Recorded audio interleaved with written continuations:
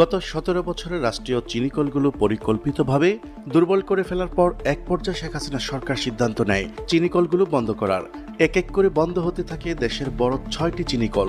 এরপর থেকে চোরাই পথে আসা ভারতীয় নিম্নমানের অস্বাস্থ্যকর ভেজাল চিনিতে সয়লাব হয়ে যায় সারা বাংলাদেশ।